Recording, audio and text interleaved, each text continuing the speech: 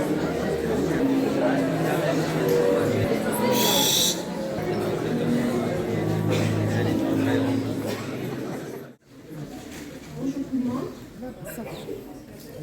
me fais entendre.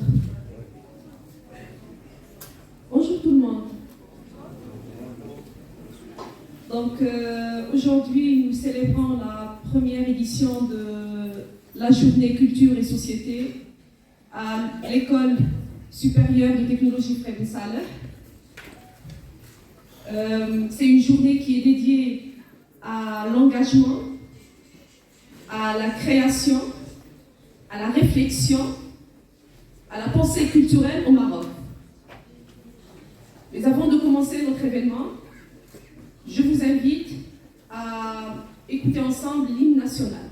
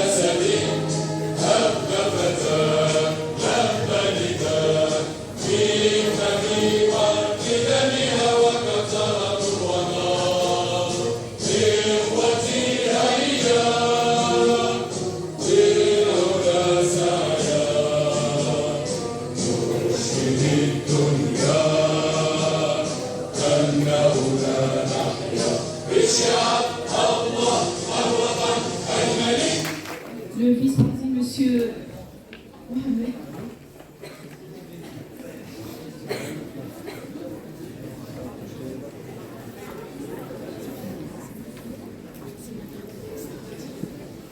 Salam alaikum.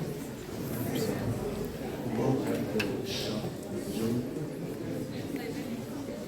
monsieur le secrétaire général de la province provinciale, monsieur le directeur de l'école supérieure de technologie de provinciale, monsieur le directeur pédagogique, madame la secrétaire générale, madame la présidente de l'association marocaine des femmes et mathématiques, madame la coordinatrice de l'événement Sciences et Culture, chers panélistes et invités, madame Rita Tria et Sir Abdelrahman Tazi,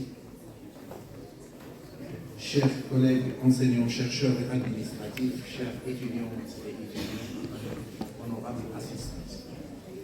C'est toujours avec un immense plaisir que je retrouve cet amphithéâtre qui, au-delà de sa vocation première, est devenu un véritable espace de débat et de réflexion, accueillant aussi bien des rencontres dédiées à la recherche scientifique que des manifestations culturelles telles que celle d'aujourd'hui. La journée culture et société organisée par votre école en partenariat avec l'association Amafem illustre avec force votre engagement à promouvoir une formation ouverte, humaniste et citoyenne où la culture, l'art et la pensée critique occupent une place centrale dans la construction des générations de demain. C'est vous les gars. En célébrant un demi-siècle de création, d'engagement et de réflexion au Maroc, cette journée rend un hommage mérité à deux grandes figures de notre patrimoine culturel et intellectuel, M. Abdelrahman Tazi, pionnier du cinéma marocain, dont l'œuvre a profondément marqué l'histoire du 7e art national. Madame Rita Tria, psychiatre, écrivaine, intellectuelle et grande voix du monde culturel et médiatique marocain, dont l'engagement constant en faveur de la création du cinéma et du dialogue des cultures, force de respect. On les applaudit. Vous pouvez jouer encore si c'est possible.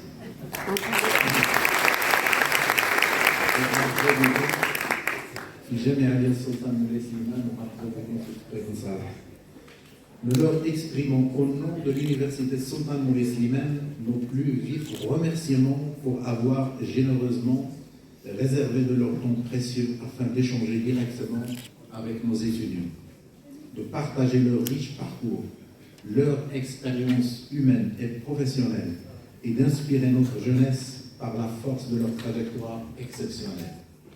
Leur présence parmi nous aujourd'hui constitue un honneur pour notre université et un moment inoubliable pour vous les jeunes, les étudiants de l'université Sultan Moulay Slimane.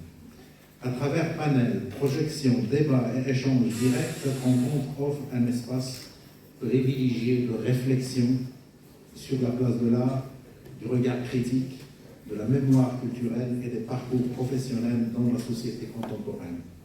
Nous tenons également à rappeler que ces activités s'inscrivent pleinement dans le cadre des activités para-universitaires, désormais officiellement reconnues et valorisées à travers le supplément du diplôme, qui est mis dans le cadre de la nouvelle réforme de l'enseignement supérieur, document qui accompagnera dorénavant chaque diplôme délivré par nos établissements.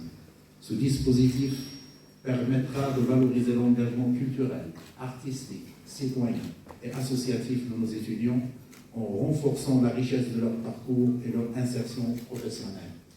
Honorable assistance, un tel événement ne peut se faire seul sans la conjugaison des efforts de toute une équipe. Et en cette occasion, merci au professeur Naïm Assoucher, il est où? Il est là, qu'on l'applaudit. Et l'équipe organisatrice, parce que l'année dernière, si mes souvenirs sont bonnes, elle a déjà initié ici la vulgarisation des sciences à travers une journée sur les mathématiques expliquées d'une façon simple. Nos sincères remerciements s'adressent également à Monsieur le directeur de l'École supérieure de technologie de Frémissal, à l'ensemble du corps professoral ainsi qu'au staff administratif pour leur engagement quotidien, leur dévouement constant et leur effort inlassable au service des étudiants. Au-delà de l'excellence de la formation académique dispensée, vous offrez à nos jeunes, à travers les activités des clubs et des espaces d'expression culturelle, de véritables opportunités d'épanouissement personnel, artistique et citoyen. Nous adressons aussi nos remerciements appuyés à l'association Amafem, partenaire actif de cette manifestation, ainsi qu'à toutes celles et ceux qui ont contribué à l'organisation et à la réussite de cet événement. Je vous remercie et excellente journée.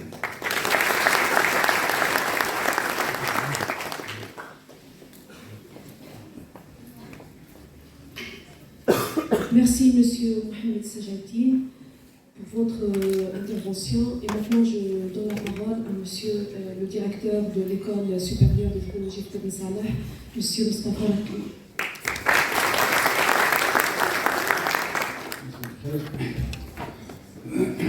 Monsieur le secrétaire général de la province de Frère-et-Sœurs, Monsieur le vice-président chargé des affaires académiques de l'Université Sultan Moulay Slimane, Madame la députée de doctorat Johara, mes chers invités,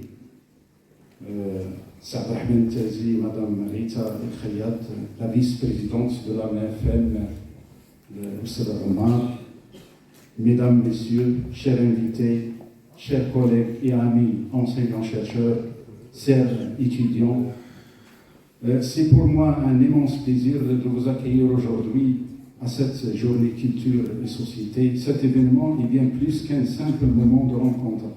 Il est un espace où se croisent la créativité, la réflexion et l'engagement citoyen. Il constitue l'une des plus belles occasions d'exprimer ce que l'université a de plus précieux, sa capacité à éclairer le présent et à inspirer l'avenir. Cependant, nous avons l'honneur d'accueillir parmi nous deux grandes figures de la scène culturelle marocaine. Maître Abdelrahmane Tazi, pionnier du cinéma national, dont les œuvres ont profondément marqué l'imaginaire collectif, et à Madame Rita El-Khayat, psychiatre, anthropologue et écrivaine, dont la pensée a ouvert de nouvelles pistes pour comprendre notre société, ses symboles, ses mémoires et ses défis. Leur présence parmi nous est en soi une leçon, celle de la rigueur, de l'audace intellectuelle et de la fidélité aux valeurs de transmission. مرحبا بكم مرة أخرى في مدينة فارسة وهي المدرسة العليا للتكنولوجيا.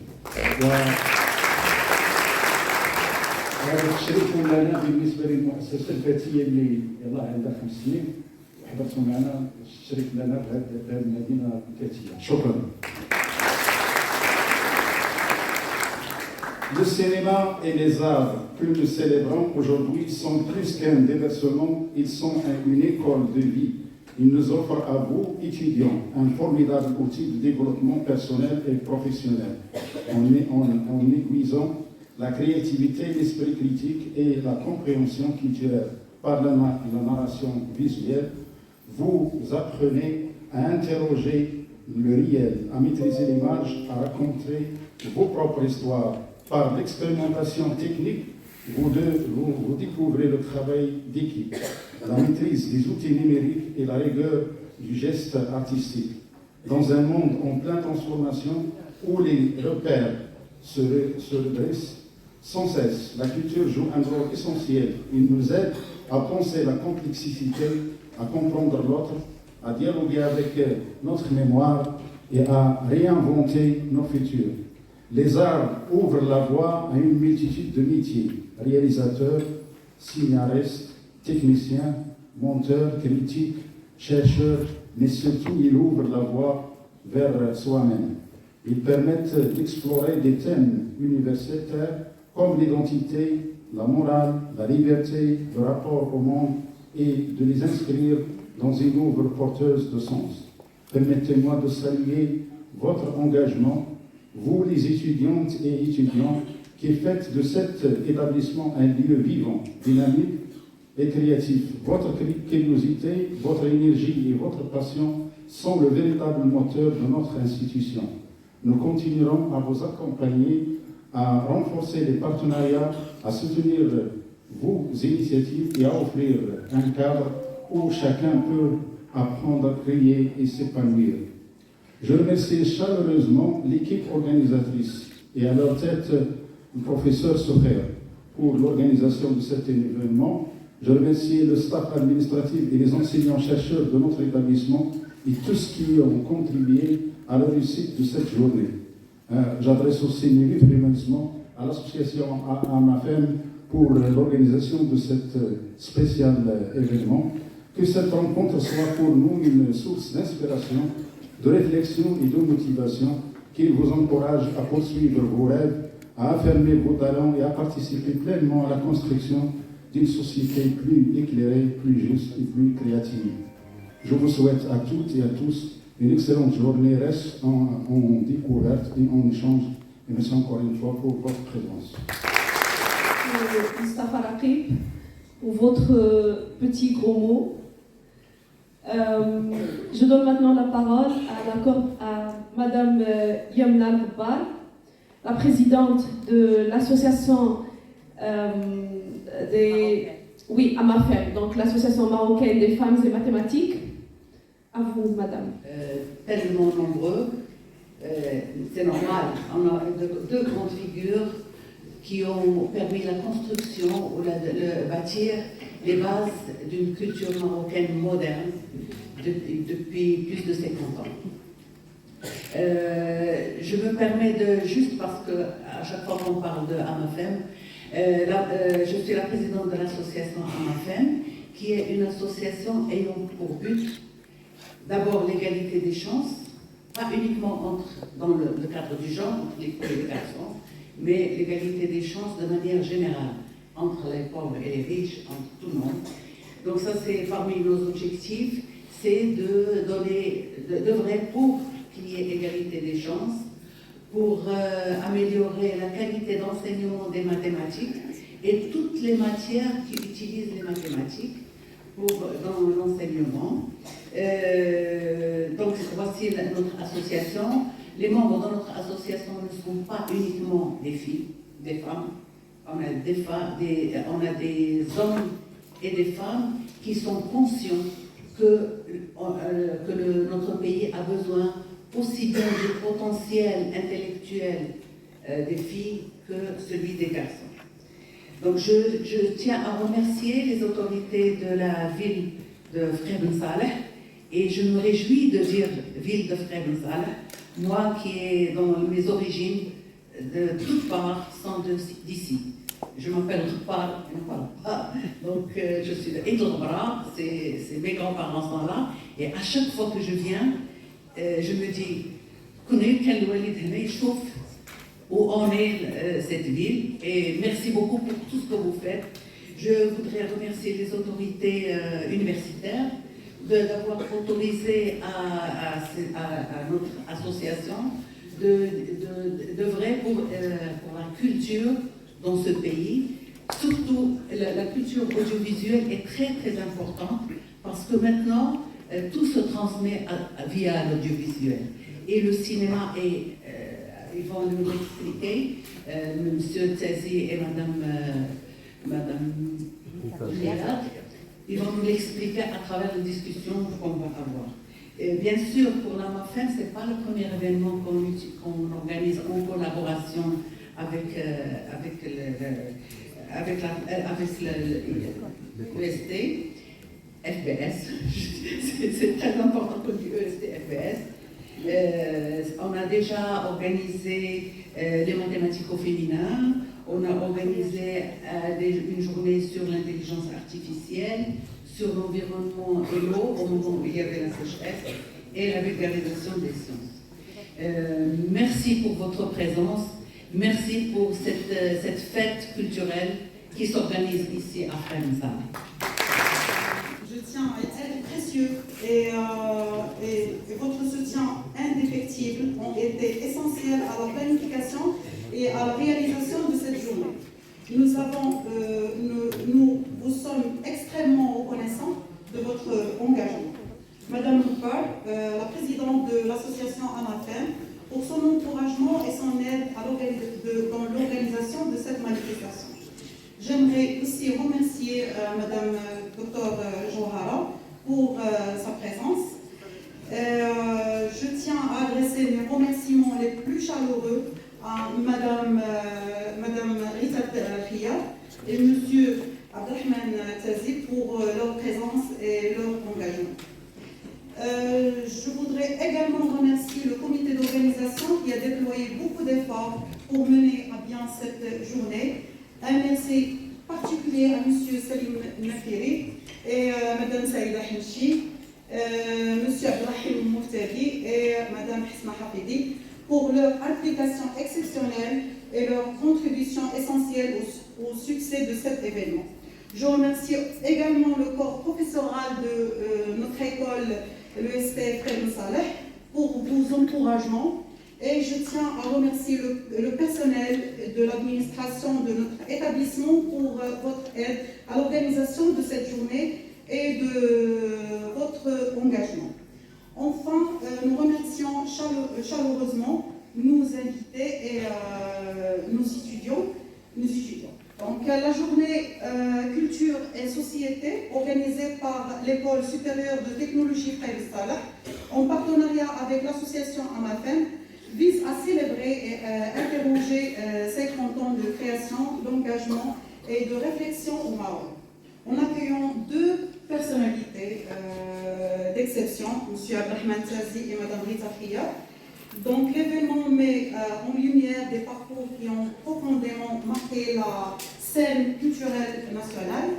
Donc cette rencontre porte également l'espoir, j'espère, de renforcer la dynamique culturelle au sein de notre établissement, notamment à travers la création d'un club de cinéma, pourquoi pas, qui offre aux étudiants un espace de découverte, d'analyse et de création autour de l'image. Et pourquoi pas, dans un avenir proche, envisager l'organisation d'un festival de cinéma ici même, dans la région de Frère Ben Saleh. Cette journée pourrait ainsi représenter le point de départ d'une nouvelle tradition culturelle au sein de notre école et de toute la région de Frère Ben Saleh. Merci à vous. Donc, avant de commencer notre panel, donc, je cède la parole à M. Rakib pour présenter l'hommage de Mme Rita Khayat et M. Tsessi. البانل كما قالت الاستاذه غادي ندير واحد التكريم خاص لي دو بيرسوناليتي السي تيزي عبد الرحمن والاستاذه والكاتبه ريتا خياط.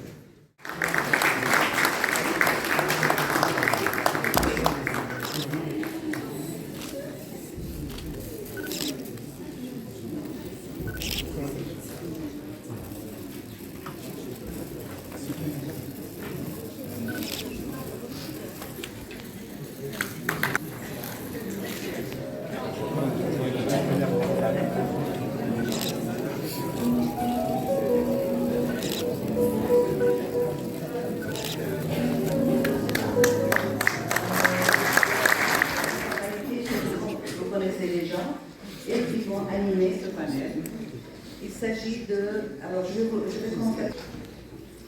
Alors, elle est médecin, psychologue, psychiatre. Donc,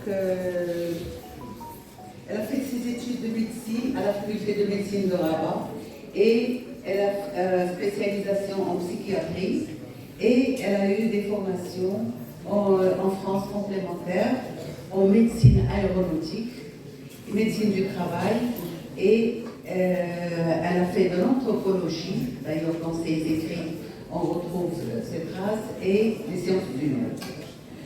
Son parcours professionnel en tant que psychiatre et psychanalyste, à travers la pratique clinique dans des structures hospitalières marocaines et ses réflexions sur la psychiatrie au Maghreb, comment les normes culturelles influencent la santé mentale et combien est importante la santé mentale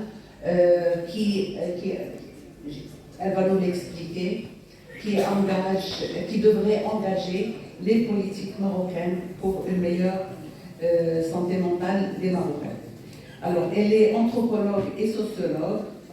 Elle a un engagement culturel et une présence médiatique.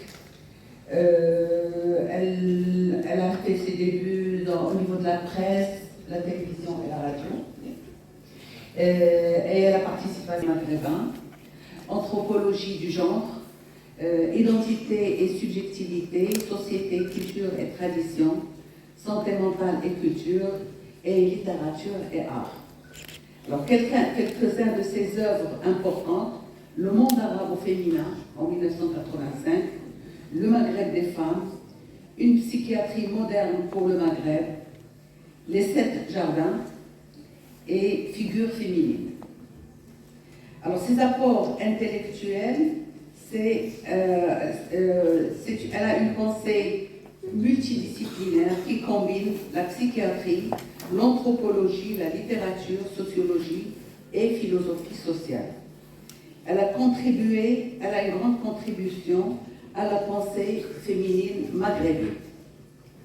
Analyse et représentation du féminin dans le monde arabe, critique des normes patriarcales, défense d'une émancipation enracinée dans le contexte culturel maghrébin. Pour ses réflexions sur la modernité, elle explore les tensions entre tradition et modernité, les transformations sociales au Maroc, le rôle de la culture dans la formation de l'identité, l'universalité et le discours humaniste. Alors, quelques citations clés que j'ai beaucoup appréciées. La femme n'est pas un symbole, elle est un être humain avec une histoire, une parole culturelle qui structure la vie. Et la modernité n'est pas une imitation, c'est un choix conscient, enraciné dans un héritage. Alors pourquoi Madame Rita Khayat est une figure majeure? C'est une intellectuelle marocaine engagée au carrefour entre sciences, culture et littérature, une pionnière dans l'étude anthropologique du féminin au Maghreb, et nous avons ici un chercheur dans l'anthropologie au féminin, c'est la présentatrice. Une voix importante pour la défense de la culture, de la pensée critique et de la liberté intellectuelle. Une œuvre riche, profonde et accessible qui inspire étudiants, chercheurs et acteurs culturels. Donc voilà, Madame la Secrétaire. Pour M. Terzi,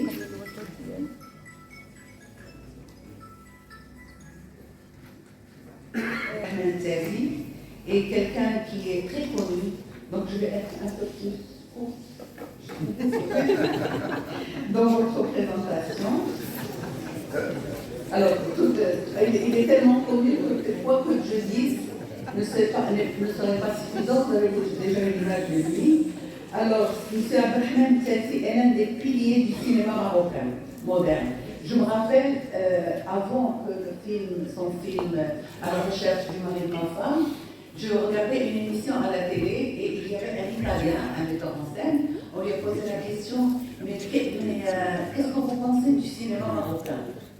Il leur a dit, le cinéma marocain, c'est plutôt comme un album photo de famille que les cinéastes doivent mettre dans leur tiroir, et à chaque fois qu'ils sont en famille, ils vont le sortir. Mais quand le film À la recherche du mari de ma femme est sorti, c'était tout le monde, pour moi, c'était un film moderne. Le début, il a lancé le chemin pour un cinéma marocain moderne. Donc c'est un réalisateur visionnaire, producteur engagé. Il appartient à cette génération de bâtisseurs qui ont donné au Maroc une véritable identité cinématographique. Formé aux États-Unis, il revient au pays avec une conviction profonde, faire du cinéma un outil de culture, de la liberté et de la conscience sociale.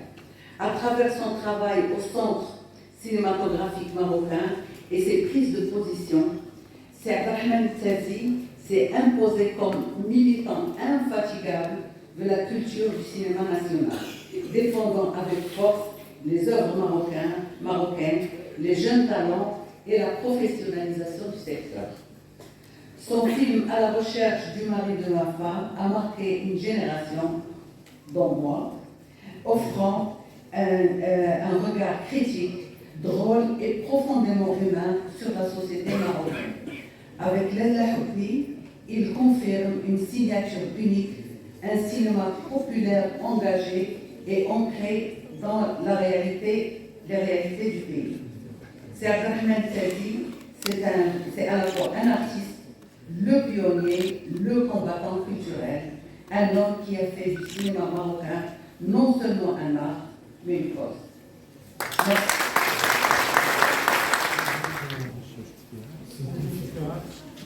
Cette école supérieure de technologie. Et le titre, ce n'est pas innocent. 50 ans, évidemment, de recherche, de célébration et de création, mais c'est d'abord notre anniversaire de la récupération du Sahara. 50 ans.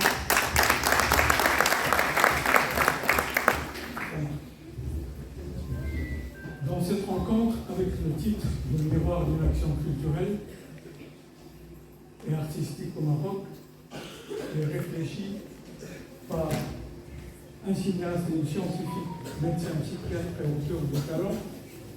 Je me trouve un peu dans la situation de dérouler devant vous 59 ans de mon vécu dans le cinéma au Maroc.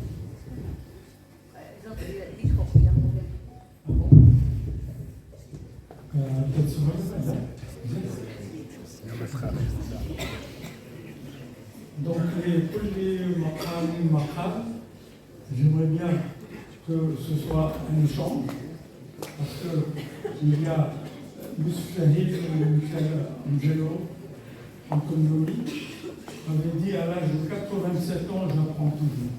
Et dans cette rencontre, c'est justement nous échanger entre nous.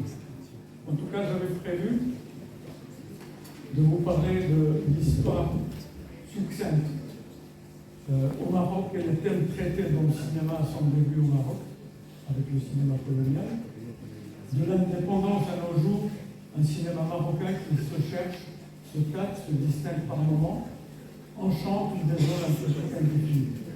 Un public non initié ou attiré par d'autres médias. Et du cinéma d'auteur au Maroc et du cinéma commercial, du social au film historique, du drame à la comédie, du livre original à l'adaptation, etc.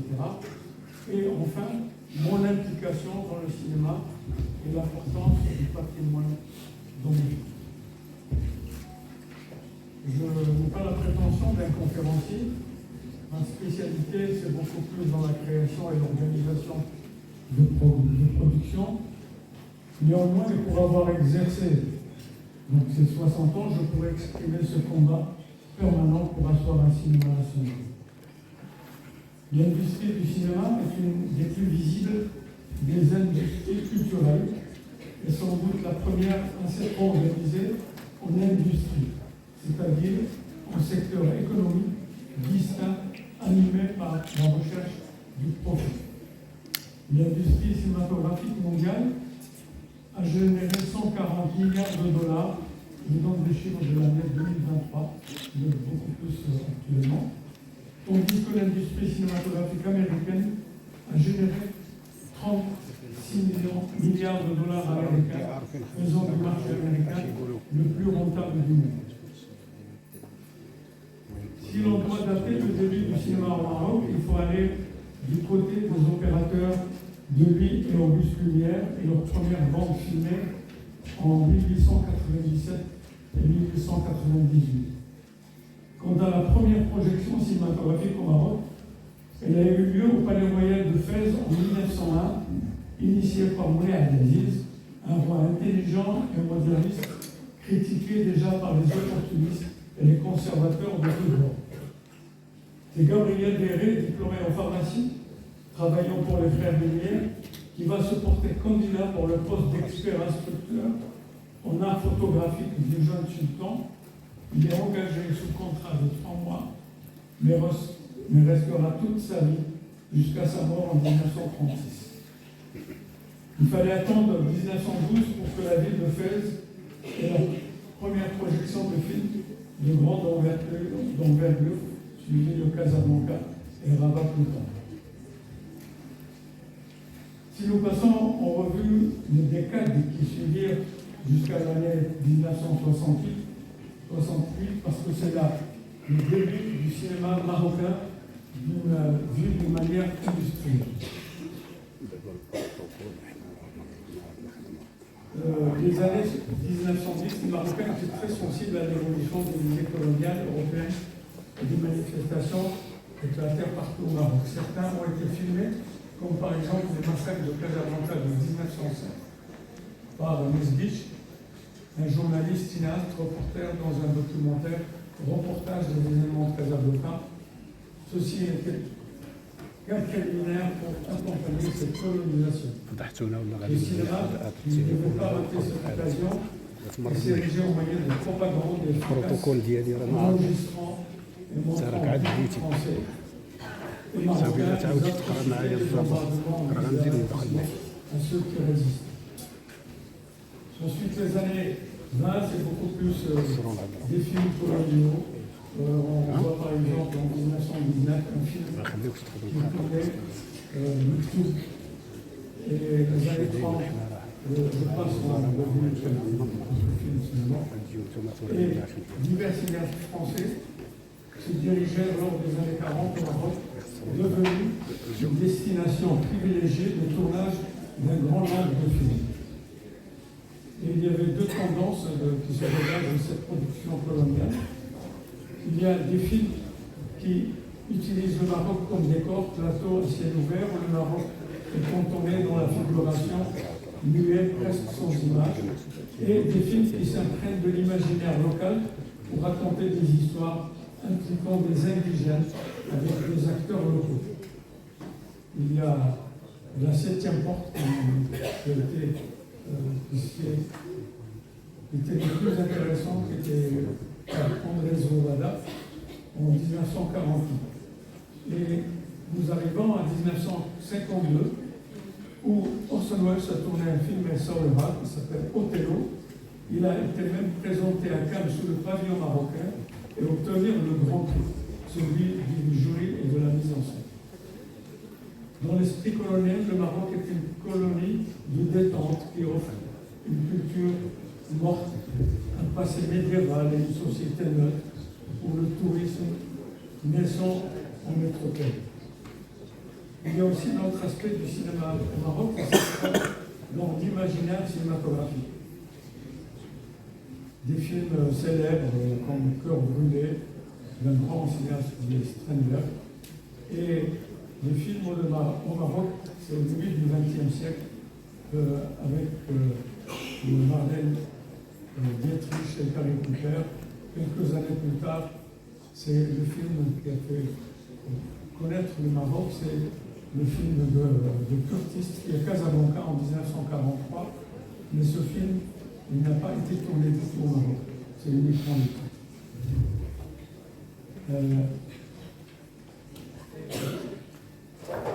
Donc, nous sommes en 1944 et la création du centre cinématographique marocain, bien avant le centre cinématographique français. C'était pendant la période Vichy que le centre cinématographique marocain a été créé.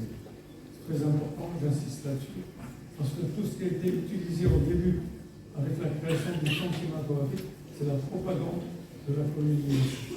Et après l'indépendance, donc en 1956, c'était au service de la politique agricole et industrielle, éducative, et avec donc des actualités et qui diffusait donc à travers. C'était le seul organisme et les lauréats des écoles cinématographiques pouvaient mettre en pratique leurs connaissances.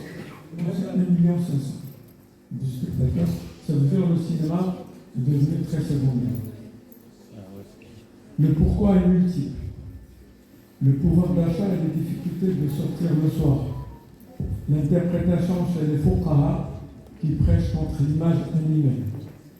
Disparition des ciné-clubs et des manifestations cinématographiques au sein de l'université, des lycées et des collèges. Ceci est mon analyse et mon constat sur le terrain. Je vais vous parler des thèmes dans le cinéma marocain, mais des vétérans formés pour la plupart à l'étranger dans les écoles cinématographiques, militant pour un développement économique et social, la culture étant un volet primordial pour ce développement. En effet, le cinéma était partenaire dans cette action et on peut le constater dans certains films où des sociologues et écrivains de renom ont participé au scénario, comme Paul Pascan, Fatima Melissi, Abdel Mohlab et Absamat Kefala. Les motivations, c'est de servir le pays dans un domaine méconnu ou laisser pour compte face aux priorités du pays en matière de cadre. Communiquer par l'image et le son, moyen qui s'adresse aussi bien aux lettrés qu'à l'alphabet, et le désir d'exprimer des préoccupations dans le domaine artistique, certes, mais surtout social. Nous avons eu des périodes de cette aide de l'État et qui a eu l'occasion de faire une certaine quantité de films, mais peut-être que la quantité n'était pas certaine. Et ce qui est important, c'est qu'un quatrième volet, entre 2012 et 2020, avec la gestion du ministère de la Communication, et là je me répète encore à propos d'un militant du budget culturel, les ingrédients d'une mutation qui sont la base d'un progrès harmonieux souhaité. Ainsi, le répertoire du cinéma marocain, et nous constatons avec bonheur que le cinéma, grâce au non-dirigisme flagrant de l'État, comme ce fut le cas pour mes voisins, a pu exprimer librement les sujets traités sans censure aucune, sauf des cas très minimes. Il y a diversité de thèmes, la campagne et les difficultés quotidiennes, le thème de la femme et sa place dans une société en mutation, la lutte pour l'indépendance, la modernité et le vivre ensemble. Du cinéma d'auteur au cinéma commercial, du social au film historique, des idées originales à l'adaptation, tout un éventail pour inscrire ce cinéma dans son identité, sa particularité et son envie éventuelle originalité.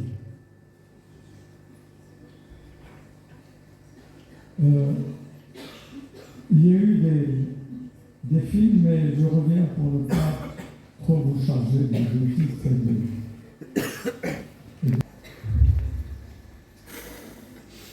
J'ai participé au premier long métrage marocain qui est 20 pour vivre en 1968. Et la deuxième expérience, c'est la création d'une coopérative culturelle en 1970 et nous avons fait un film, Ouchma, qui date aussi de l'histoire du cinéma. Mais mon premier film en tant que réalisateur, en tant que créateur, c'est 1980, avec un scénario de Nordin Seylato.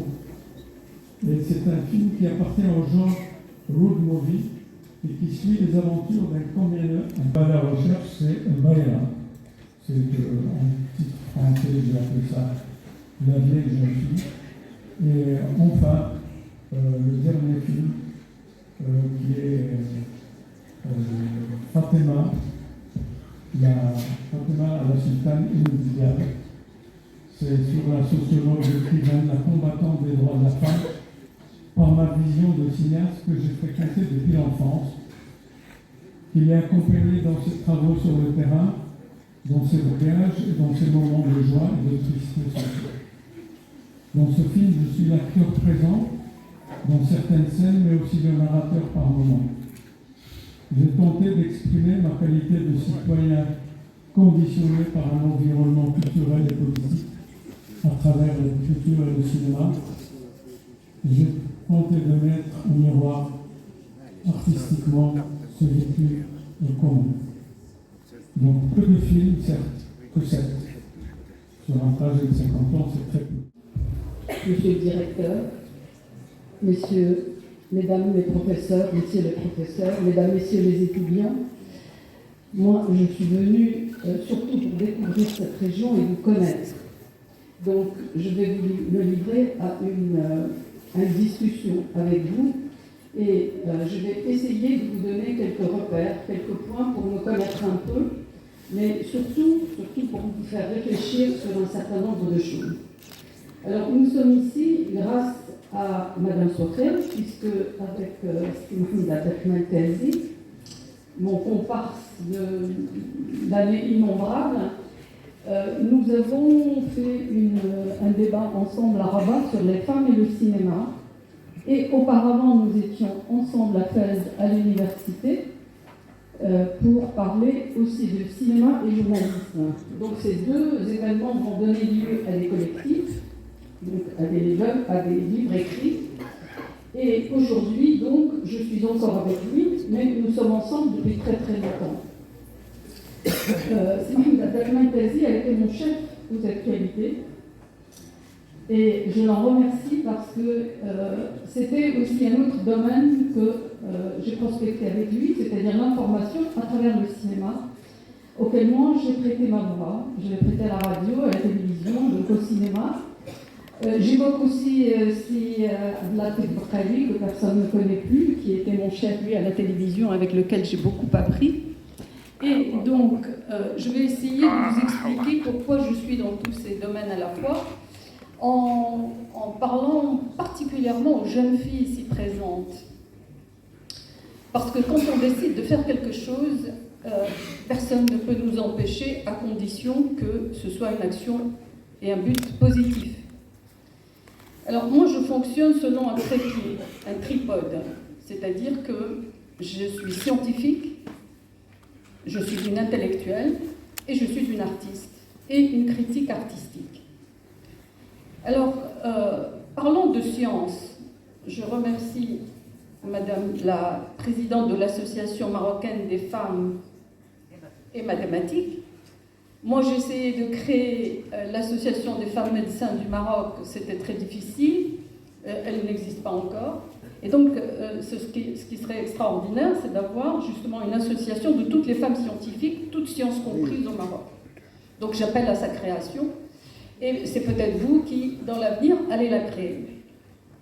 Alors, la science, moi, m'intéresse au premier domaine, en premier chef, encore que ma formation de départ était philosophique et classique. Classique, lettres françaises, latin, grec, etc. Et puis j'ai switché sur les sciences. La science m'intéresse particulièrement parce que imaginez que le monde entier a été colonisé en 150 ans parce qu'il avait une pauvreté scientifique écrasante.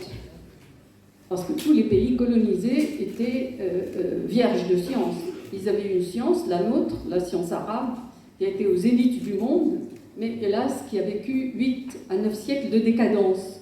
Sachez par exemple que le chiasma optique, c'est-à-dire le comment on voit, a été découvert par des Arabes.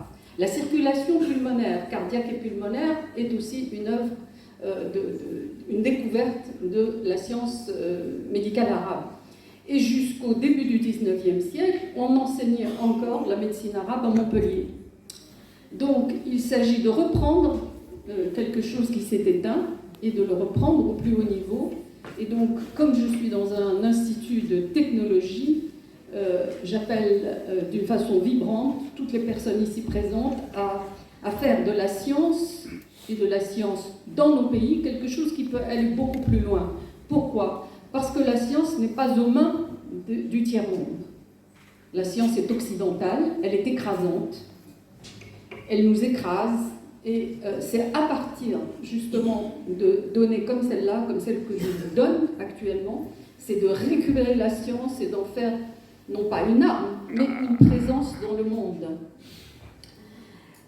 Cette pauvreté scientifique, caractéristique du monde arabe, d'Afrique, de toute l'Afrique et du tiers-monde, elle est tellement importante qu'il va falloir y réfléchir un jour. Et ce n'est pas c'est pas en Afrique ou dans le monde arabe, ou même islamique, 57 pays que cette pensée a été élaborée, mais par les Indiens d'Inde, qui ont été colonisés beaucoup plus longtemps, pendant 150 ans par les Britanniques environ, et ils ont accouché d'une pensée extraordinaire sur laquelle je travaille actuellement, et qui est la pensée subalterne. C'est quoi un subalterne ? Un subalterne est quelqu'un qui est en dessous, c'est quelqu'un qui est soumis, il a une position seconde ou tierce par rapport à quelqu'un qui mène. Et donc, cette pensée subalterne, malheureusement, est déjà récupérée en Occident. Elle se développe beaucoup aux États-Unis. De même que les études postcoloniales. Et moi, je m'étonne beaucoup, et dans mes conférences, notamment en Italie il y a une dizaine de jours, je m'élève contre le fait que les études postcoloniales soient encore faites que par ceux qui nous ont colonisés, et non pas par nous-mêmes qui avons été colonisés et qui devons nous exprimer donc sur la colonisation, le pourquoi, le comment, et comment nous débarrasser du néocolonialisme, parce que nous sommes dans un néocolonialisme économique et autre. Donc, je me suis beaucoup enflammée sur la science, et je vais passer à un autre domaine qui est le domaine de l'intellect, le domaine de la pensée. Nous avons aussi une pensée très faible. Nous avons une conceptualisation idéique, intellectuelle, d'une grande faiblesse. Encore que, aujourd'hui, dans le monde entier, la pensée est en train d'être combattue, d'être diminuée, notamment par Trump. Trump coupe les vivres de Harvard, qui est une des plus grandes, sinon la plus grande université du monde. Pourquoi ? Parce qu'il y a un impérialisme scientifique et il y a un combat contre la pensée.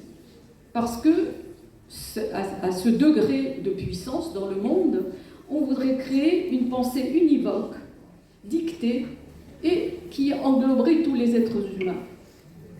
Ce qui n'est pas possible, parce qu'il y a encore un nombre de pays incalculables qui ne se sont pas encore exprimés, notamment les nôtres en tant que pays donc maghrébins, arabes, musulmans, africains.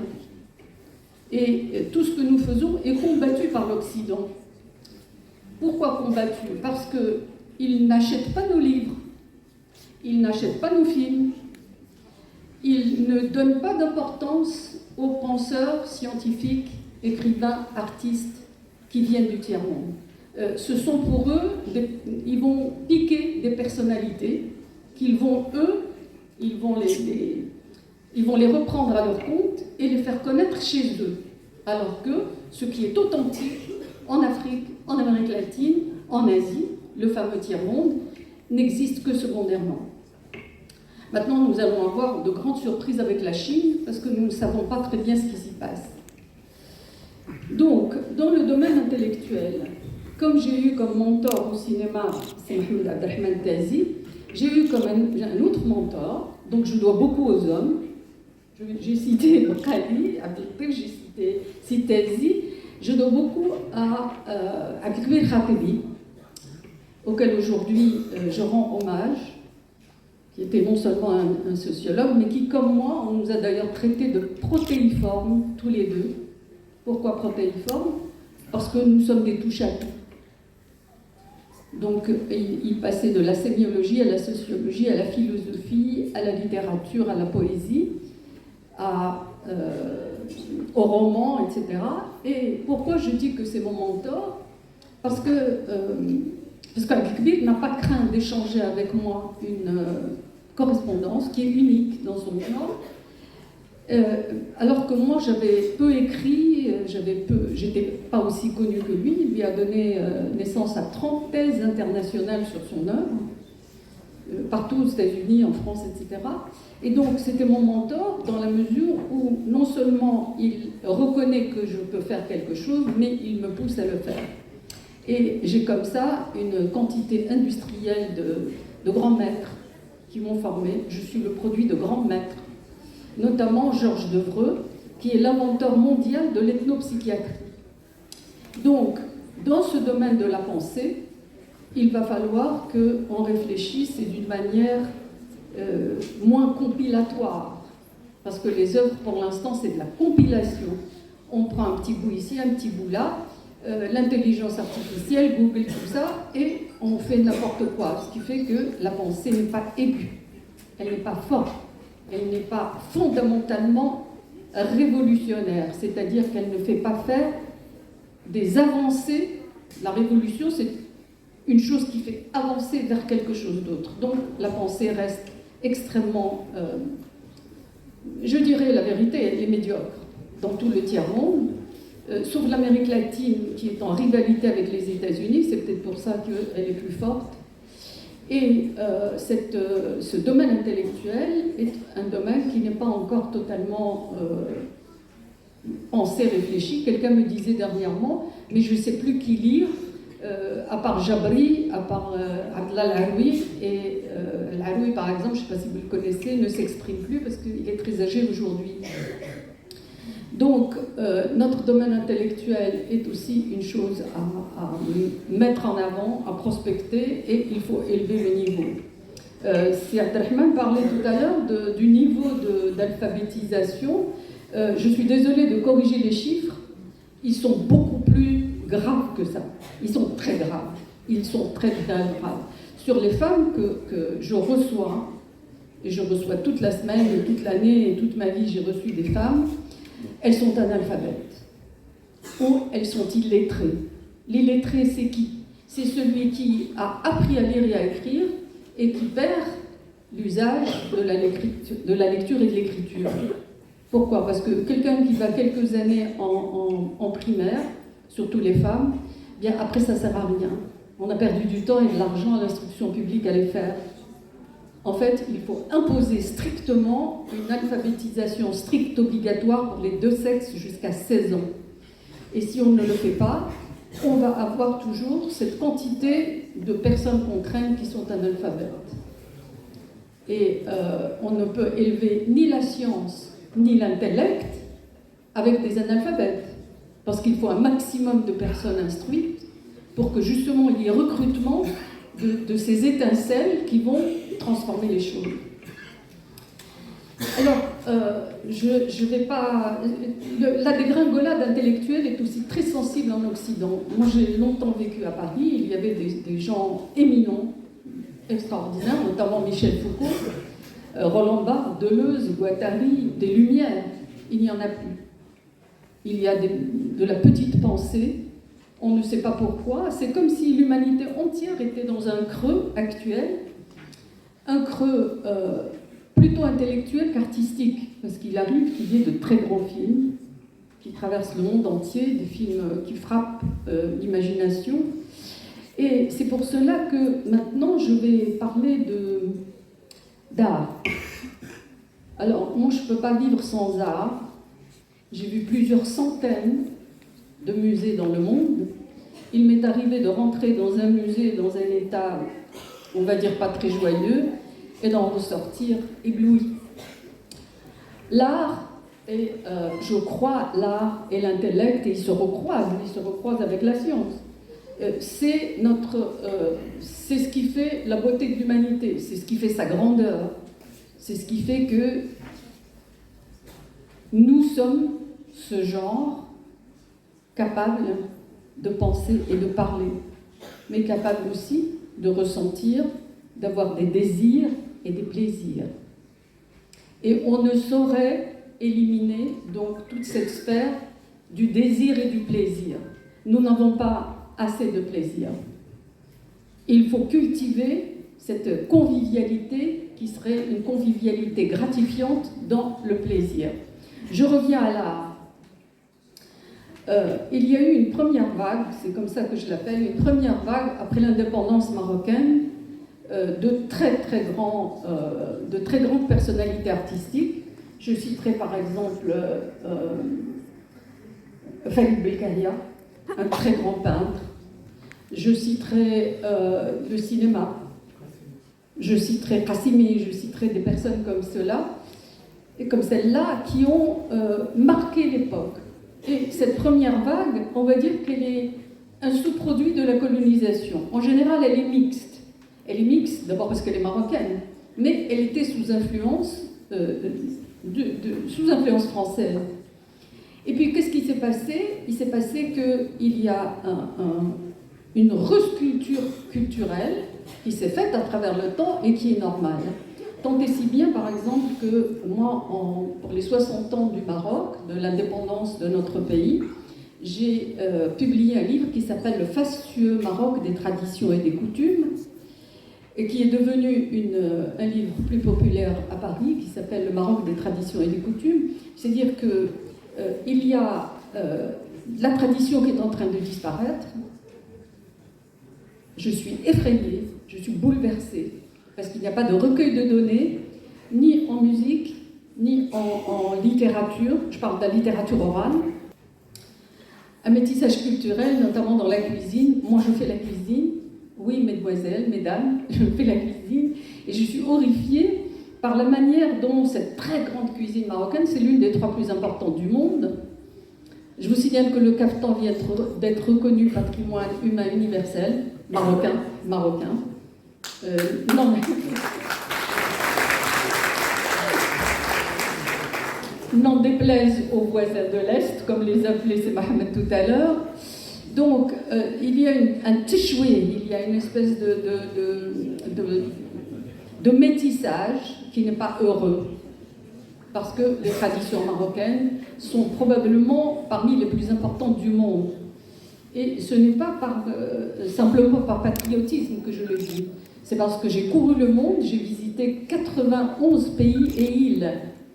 Donc je suis en mesure de comparer, et notamment grâce à Georges Devreux, le découvreur de l'ethnopsychiatrie mondiale, je suis en mesure de comparer les civilisations et les cultures.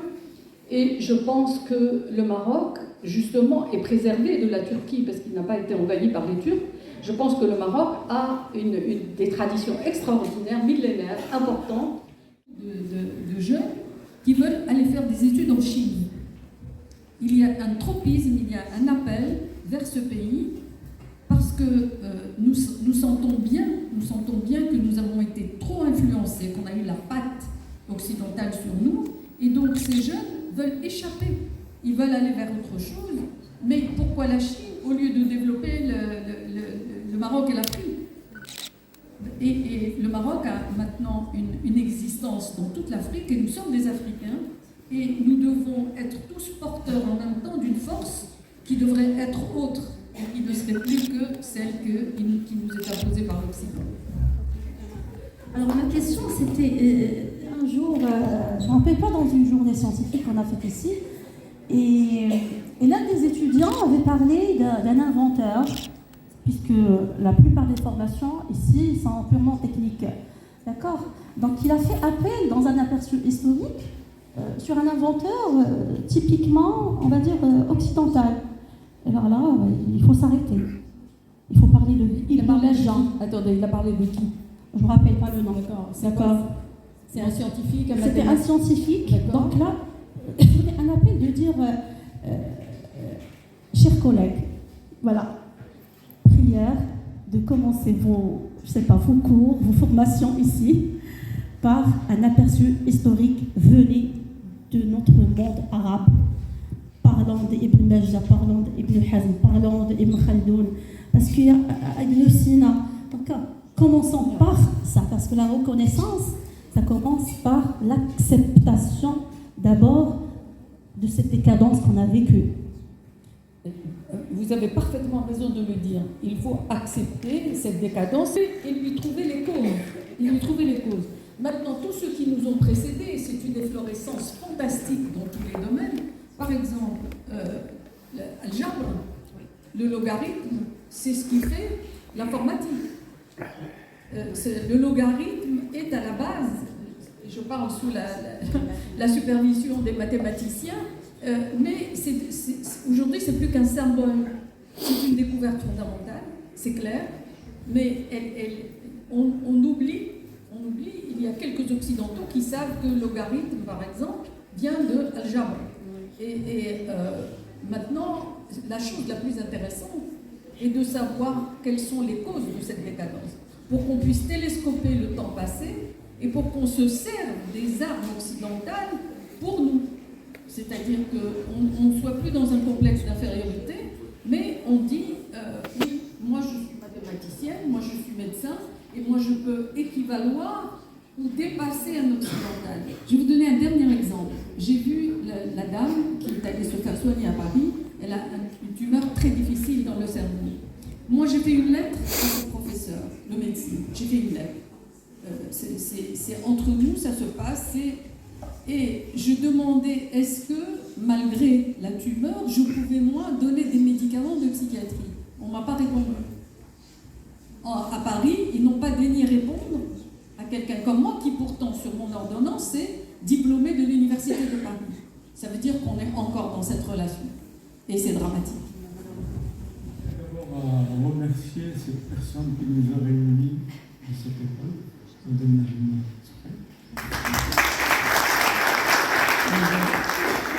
J'ai dit que j'avais cet échange avec l'audience. Ma question, je voudrais les gens lèvent la main, ceux qui ont entendu parler de Domiat.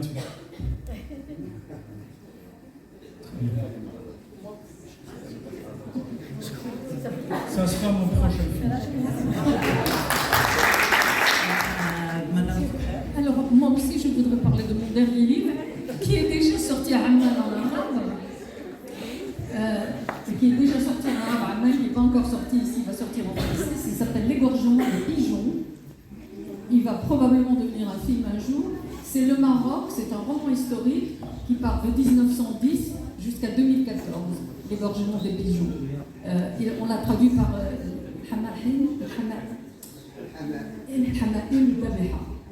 il est déjà à Amman, et je suis très triste parce que je n'ai pas de relais arabisant puissant. Je suis très très très méticuleuse. Donc pour moi, une traduction doit être du plus haut niveau, et je suis triste de ne pas être traduite suffisamment en arabe. culturelle autour du cinéma. De mon côté, moi j'agis en tant qu'enseignante. Si vous créez un club de cinéma ici, je suis un cinéphile et je peux ramener des professeurs universitaires qui vont nous apprendre à lire un film. Et donc quand on voit un film, on ne va pas le voir de manière passive, mais de le voir avec un œil critique. À tous les niveaux, au niveau technique, au niveau histoire. Est-ce qu'il fait un film sur le 15e siècle et il montre un téléphone portable? Bon, ça, là, j'exagère. Mais Hamadi Guiroum, c'est un ami, c'est un collègue, et il peut être là, il a sorti déjà des bouquins sur l'art de lire un film. Donc, quand vous regardez un film, ça vous apprendra à ne pas voir n'importe quel film, mais de choisir la qualité de film, ou pour son histoire, il y a des bons films, il y a des beaux films, il y a différents types de films. Donc si vous ouvrez la porte à ces gens de venir partager avec vous leurs connaissances, c'est extraordinaire. Merci beaucoup à Sitazi pour sa présence. Merci.